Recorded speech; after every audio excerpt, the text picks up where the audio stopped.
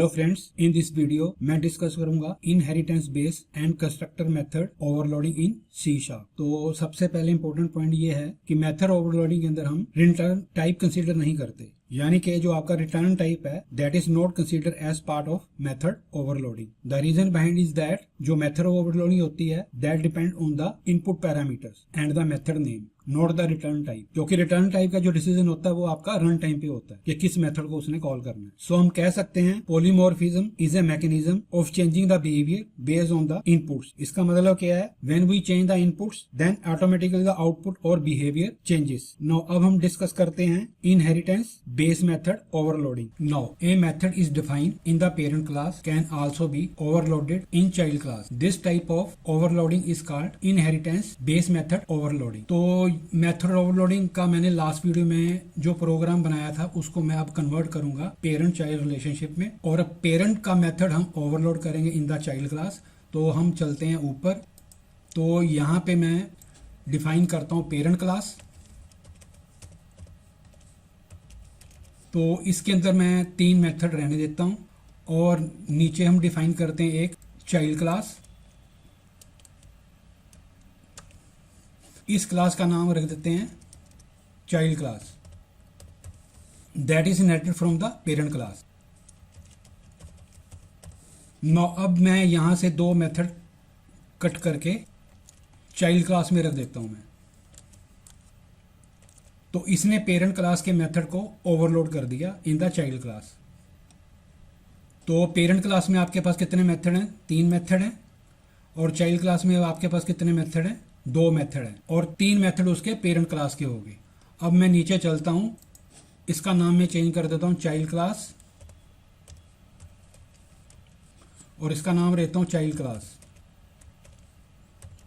ये क्या होगा? ऑब्जेक्ट बन गया किसका? चाइल्ड क्लास का। अब मैं इसको कॉपी करके मेथड ओवरलोडिंग के यहां रिप्लेस कर देता हूं।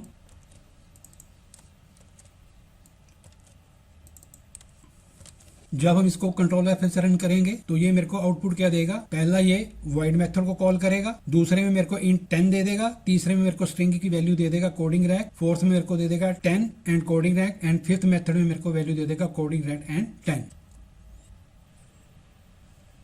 तो उसने मेरे को ये वैल्यू दे दी। तो this type of inheritance is called inheritance base method overloading. Now अब हम डिस्कस करते हैं constructor method overloading in the C sharp. जैसे हम अपने मेथड को ओवरलोड कर सकते हैं वैसे ही हम कंस्ट्रक्टर को भी ओवरलोड कर सकते हैं। तो यहाँ पे मैं सबसे पहले इनको कर देता हूँ डिलीट और इसको कर लेता हूँ कॉपी और ऊपर चलते हैं। यहाँ पे मैं डिफाइन करता हूँ कंस्ट्रक्टर ओवरलोडिंग।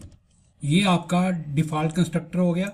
इसको मैंने कर लिया कॉपी, क्योंकि जो आपका क्लास का नेम होता है वो आपके कंस्ट्रक्टर का सेम नेम होना चाहिए। उसके अंदर हम void यूज नहीं कर सकते। void को मैं कर देता हूं यहां से डिलीट, इसको मैं कर देता हूं डिलीट, इसको भी कर देता हूं मैं डिलीट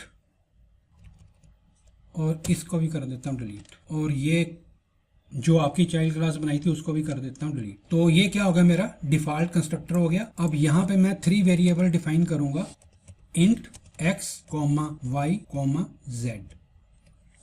तो डिफॉल्ट कंस्ट्रक्टर में मैं कोई भी पैरामीटर पास नहीं कर रहा। अब मैं इसको कर लेता हूं कॉपी और यहाँ पे अनदर कंस्ट्रक्टर बनाते हैं जो आपका ओवरलोडेड होगा। इसके अंदर मैं पास कर देता हूं इंट x, और यहाँ पे जो क्लास के वेरिएबल होते हैं उसको असाइन करने के लिए दिस कीवर्ड यूज करते हैं। तो यहाँ पे मैंने उसकी वैल्यू को असाइन कर दिया। अब एक अनदर कंस्ट्रक्टर बनाते हैं जिसके अंदर हम 2 पैरामीटर पास करेंगे।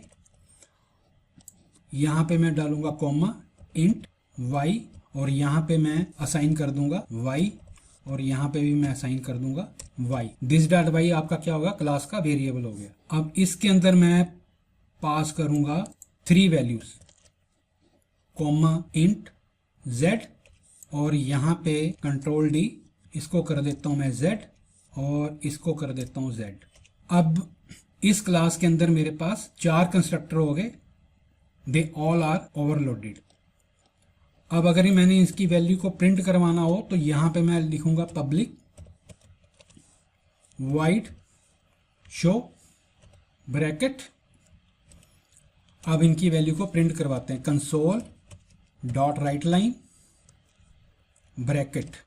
यहां पे मैं डालूंगा x bracket 0 comma y bracket 1 comma z 2 और यहाँ पे मैं वैल्यू दे दूंगा this dot x comma this dot y comma this dot z। अब मैं इसको कर लेता हूँ कॉपी और अब हम चलते हैं यहाँ पे। अब मैंने कंस्ट्रक्टर को कॉल करना, जब भी मैं उसका ऑब्जेक्ट बनाऊंगा अगर मैं कोई आर्गुमेंट पास नहीं करूंगा तो डिफॉल्ट कंस्ट्रक्टर कॉल करेगा और जो डिफॉल्ट वैल्यू होती है आपकी वो उसको असाइन कर देगा। यहाँ पे मैं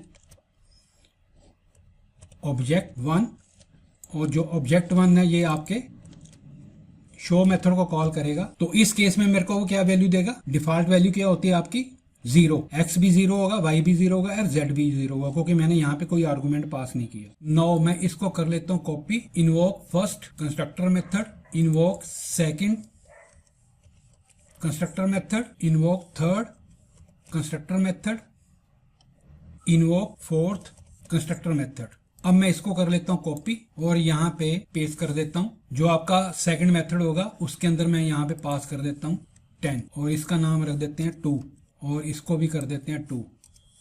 अब इस कंस्ट्रक्टर मेथड में मैंने 1 वैल्यू पास की है 10, तो वो वैल्यू x को असाइन हो जाएगी 10, कंट्रोल सी। अब इस कंस्ट्रक्टर में मैं 2 वैल्यू पास करता हूँ 10 एंड 20 और इस ऑब्जेक्ट का नाम रख देता हूँ मैं 3 और यहाँ पे भी मैं चेंज कर देता हूँ 3। अब इस केस में मेरे को वैल्यू क्या देगा, वो x की 10 y की 20। इसको भी कर लेता हूँ मैं कॉपी एंड पेस्ट कर देता हूँ यहाँ। इसका नाम रख देता हूँ 4, इसका भी रख देता हूँ 4 और यहाँ पे मैं पास कर देता हूँ 30। अब अगर मैं इसको कंट्रोल F5 से रन करूंगा तो जो आपका डिफॉल्ट कंस्ट्रक्टर हो वो वैल्यू क्या देगा, x की 0 देगा, y की 0 देगा एंड z की 0 देगा। और ऑब्जेक्ट 2 में मेरे को देगा वो x की वैल्यू 10, y की 0 एंड z की 0। और ऑब्जेक्ट 3 में मेरे को क्या वैल्यू देगा, वो x की 10, y की 20 एंड z की 0। And in case of object 4 x की 10, y की 20 एंड z की 30। अब मैं इसको कंट्रोल F5 से रन करता हूँ, इसके आउटपुट देखते हैं। उसने मेरे को ये वैल्यू दे दी। ये था ये आपका कंस्ट्रक्टर ओवरलोडिंग के बारे में। अगर आपको मेरा ये वीडियो अच्छा लगा हो तो please like, share and comment on this video. In next video I will discuss operator overloading in C#।